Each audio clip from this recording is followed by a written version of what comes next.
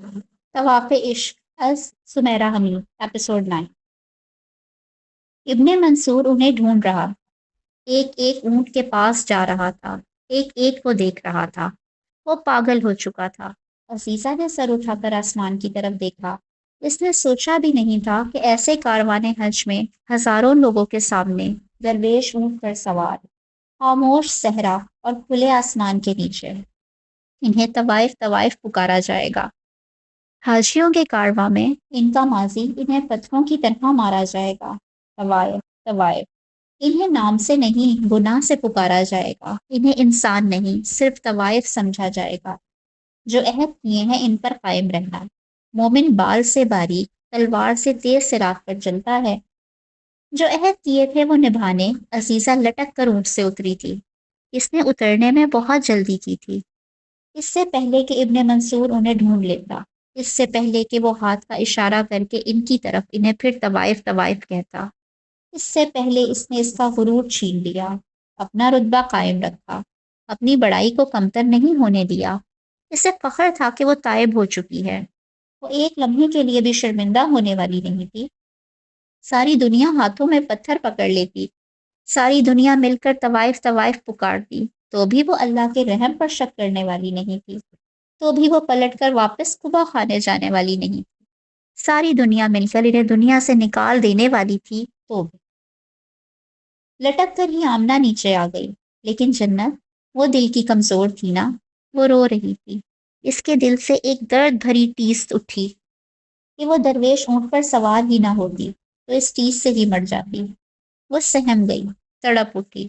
وہ کسی امتحان کے لیے تیار نہیں تھی، وہ اس تماشے کے لیے بالکل تیار نہیں تھی۔ اس نے گردن موڑ کر خاتون ساس کو دیکھا اور ان کے سینے سے جا لگی۔ کاش دنیا یہیں ختم ہو جائے، سب مر جائے، قیامت آ جائے، اس نے روتے ہوئے سوچا۔ انہیں اپنے سینے سے شدت سے بھینچ لیا۔ اس نے ماں نہیں دیکھی تھی، لیکن ماں پا ضرور لی تھی۔ پایا تھا تو بچھڑنا بھی تھا۔ صبر کرو جنت، ابھی یہ لٹیرے چلے جائیں گے، ہم بہت جلد منزل پر پہنچ جائیں گے۔ ابھی تو شروع ہوا ہے سفر خالہ، اس نے کہا اور اونٹ سے لٹک کر کود گئی۔ سب سے آگے عزیزہ تھی۔ وہ اونٹوں، لوگوں، لٹیروں میں سے جگہ بناتی ہوئی ابن موسیٰ کی سمت پڑ رہی تھی۔ کاروان حج، کاروان صحرا، کاروان حیات، کاروان اشک میں بدل چکا تھا۔ عزیزہ کی چال، آمنہ کا افسوس، جنت کی دبی دبی ہچکیاں، ہتھیلی سے گیلی آنکھیں پوچھتی سستیاں۔ دور قاہرہ میں کچی پکی نیند میں سونے والا درویش، وہ نم آنکھیں لیے جاگ اٹھا ہوگا۔ تہجد کے لیے اٹھنے کی تیاری کرتی درویش کی زوجہ، وہ ایک دم سے رو دی ہوگی۔ درویش کی چھوٹی بچیاں جو ان سے بہت پیار کرتی تھیں، وہ ایک برا خواب دیکھ رہی ہوں گی۔ دور، بہت دور مصر، جہاں سے حق نکلا تھا، وہ اس کے نیست و نابود ہو جانے پر سہم گیا ہوگا۔ عاجز اونٹ سر اٹھا کر دیکھے بغیر نہیں رہ سکے۔ وہ کلام رکھتے تو کہتے، عزیزہ جاؤ، تمہارا اللہ نگہبان ہے۔ عزیزہ کو اپنے پیچھے دیکھنے کی ضرورت نہیں تھی، وہ جانتی تھی وہ دونوں بھی اس کے ساتھ ساتھ آ رہی ہیں۔ یہ وہی تھی جو ان دونوں کو قبا خانے سے لے کر نکلی تھی، جس نے انہیں کاروان حج میں شامل کروایا تھا۔ ہاں، یہ وہی تھی جو اب کاروان حج سے باہر ہونے جا رہی تھی۔ جرت، جرت، سینہ ٹھوک کر کہنا کہ ہاں میں حاضر ہوں۔ بولو کون ہو تم؟ میری موت، میری مشکل، میرا دکھ، میری مصیبت، میری ذلت۔ میں نے کہہ تو دیا کہ میں حاضر ہوں، آ جاؤ، آگے سے، ورنہ پیچھے سے، ورنہ سامنے سے، ورنہ اوپر سے، ورنہ زمین سے پھوٹ نکلو۔ میں نے کہہ تو دیا میں حاضر ہوں۔ دلوں میں حق کی روشنی اس وقت روح تک پہنچتی ہے جب وہ جرت رکھتی ہے۔ دنیا میں دین حق جرت سے سر بلند ہوا ہے، گھروں میں چھپ کر بیٹھے رہنے سے نہیں، دلوں میں سہمے رہنے اور سرگوشیوں میں تبلیغ سے نہیں۔ دین حق کا نام ہے کلمہ حق، وہ جرت سے عام ہوتا ہے اور جرت سے ہی خاص۔ ابن موسیٰ نے عزیزہ کو آتے دیکھا تو اسے لگا کہ ہاں، اب ایک دن کا بھی اس سے افضل رہا۔ وہ خاک سے بدتر، خاک سے کمتر ہوا۔ میں حاضر، عزیزہ، تمہاری زبان میں طوائف۔ یہ ہمت، یہ حوصلہ صرف وہی دکھا سکتی تھی۔ حق کی روشنی سب سے پہلے اس کے دل پر وارد ہوئی تھی۔ وہ اپنا انجام جان چکی تھی۔ وہ یہ بھی جان چکی تھی کہ جس کی آواز کاروان حج میں گونج رہی تھی، یہ وہی ہے جسے یہ وہی ہے جسے اس نے اپنے پیر سے مسل دیا تھا، قبا خانے سے اٹھوا کر باہر پھینکوا دیا تھا۔ حبشیوں نے اسے دونوں بازوؤں سے پکڑ کر زمین پر منہ کے بل پٹک دیا تھا۔ جو چیزیں بکنے کے لیے رکھی جاتی ہیں، ان کی قیمت ہوتی ہے، وہ کتنی بھی معمولی ہو۔ کسی بھی چیز کی قیمت ذلت نہیں ہوتی، وہ کتنی بھی کمتر ہو۔ وہ موت کی سزا کے لیے تیار کھڑا مجرم ہی کیوں نہ ہو۔ وہاں ہر جائز ناجائز تھا، لیکن حیوانوں کے بھی کچھ اصول ہوتے ہیں، درندوں کے بھی دل ہوتے ہیں، کتوں کی بھی کوئی غیرت تو ہوگی۔ عزیزہ نے بھری محفل میں اس کے منہ پر تماچا مارا تھا، ٹھنڈے مشروب کا جام اس پر الٹ دیا تھا۔ میں طوائف ہوں، مجھے یاد ہے، تم خریدار ہو، یہ بھی۔ میری اوقات کے ساتھ ساتھ اپنی اوقات بھی یاد رکھو۔ تھپڑ مار کر اس نے جتا کر کہا تھا۔ وہ غصے سے سرخ ہو رہی۔ تمہیں بھی ماں کی گالی لگتی ہے؟ وہ ہنس دیا تھا۔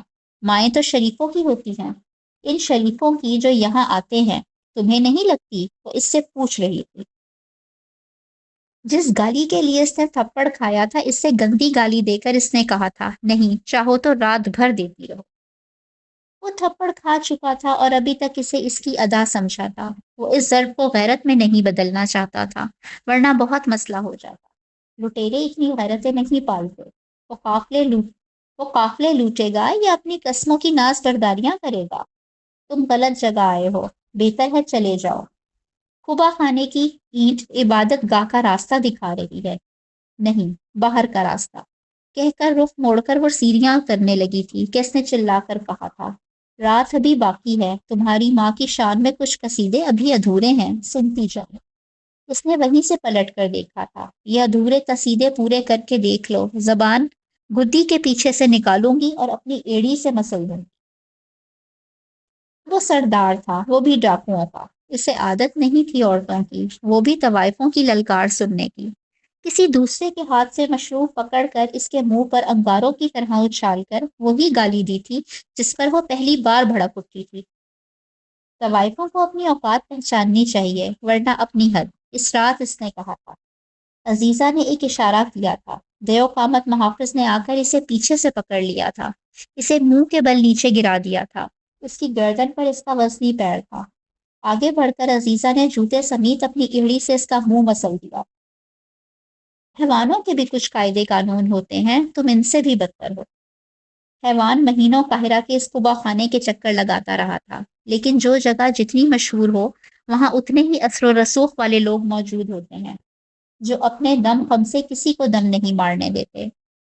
عزیزہ کو شہر سے باہر بھیج دیا گیا تھا۔ زخم پرانے ہو جاتے ہیں، نشان نئے رہتے ہیں۔ غریب کے منہ سے گالی اور ذلیل کے ہاتھ کا تماچا نہیں بھولتا۔ اسے یاد رہا تھا، یاد رہا تھا۔ اپنا منہ ایڑی سے مسل جانا یاد تھا، یاد تازہ ہو گئی تھی۔ بھڑکتی ہوئی مشل کو جھٹکے سے ہاتھ میں لیا اور اس کے چہرے کے قریب لایا۔ وہ اسے دیکھتا رہ گیا تھا، پھر وہ ایسے ہنس دیا جیسے اسے اس سے بڑا خزانہ نہ ملا ہو۔ وہ اتنی دیر تک کہے لگاتا رہا کہ ابن موسیٰ غیرت سے شرمسار ہو گیا تھا۔ کھینچ کر اس نے اس کی چادر پرے کی تھی۔ اس کے حسن کا چاند ماتم کنا ہو گیا تھا۔ سرے کارواں ذلت کا آغاز ہو گیا تھا۔ میں ڈاکو ہوں، مجھے یاد ہے، تم طوائف ہو، یہ بھی، مجھے تمہاری اوقات یاد ہے، آج تمہیں تمہاری اوقات یاد کروانے آیا۔ عزیزہ خاموش کھڑی تھی۔ سارا جہاں خالی تھا، کہیں کچھ نہیں تھا۔ آمنہ جنت اس کے شانوں کے پیچھے چھپ کر کھڑی تھی۔ سارا جہاں انسان تھا، ایک وہ اکیلی طوائف تھی۔ تم اس کارواں کے ساتھ جا رہی ہو؟ تم قاہرہ کی مشہور طوائف حج کے لیے جا رہی ہیں؟ یقیناً زمین پھٹ پڑے گی، یقیناً آسمان آ گرے گا۔ کیوں امیر کارواں، تمہارا دین کے بارے میں کیا کہنا ہے؟ تمہارے لیے میں بہت خوار ہوا ہوں، اپنا بہت نقصان کیا۔ کیسے کیسے رشوت نہیں دی کہ تمہیں اٹھا کر میرے سامنے لا کر پٹخ دیا جائے، لیکن تمہارا اثر و رسوخ کمال کا تھا۔ ایک قافلے کو لوٹتے ہوئے ایک دیوانہ بار بار بڑبڑا رہا تھا کہ مکافات عمل میری گردن دبوچ لے گا۔ آج میں مان گیا مکافات عمل کو۔ اس نام کی چیزیں واقعی میں ہوتی ہیں، مکافات عمل۔ یہ تمہیں لے ڈوبا۔ اس نے اس کا پرانا نام لے کر اسے گالی دی تھی، وہی گالی جسے سن کر اس نے اسے تھپڑ مارا تھا، اس کا منہ کچل دیا تھا۔ لیکن اب وہ خاموش تھی، اب وہ بھڑک اٹھی تھی۔ ابن موسیٰ ابن موسیٰ کاروانوں کو بہت امیر نصیب ہوئے، لیکن تمہاری بات اور تھی۔ تمہاری شہرت چار عالم تھی۔ میں نے بہت قافلے لوٹے، بہت لوگوں کو مارا، لیکن لیکن جو تاوان آج وصول پایا، اس سے پہلے کبھی نہیں پایا۔ ہر شے عروج دیکھتی ہے، میں نے اپنا عروج آج دیکھ لیا ہے۔ کیا یاد کرو گے؟ جاؤ، تمہاری جان بخشی کی، ورنہ تمہاری کھال کے جوتے پہنتا۔ اس عزت سے تمہارا سر قلم کیا جو کارواں کے امیر کی حیثیت سے تمہارے شانوں پر تھی۔ میں نے آج پورا کارواں لوٹ لیا، کسی کو نہیں چھوڑا۔ اس رات سارا جہاں لوٹ گیا، کوئی نہیں بچا۔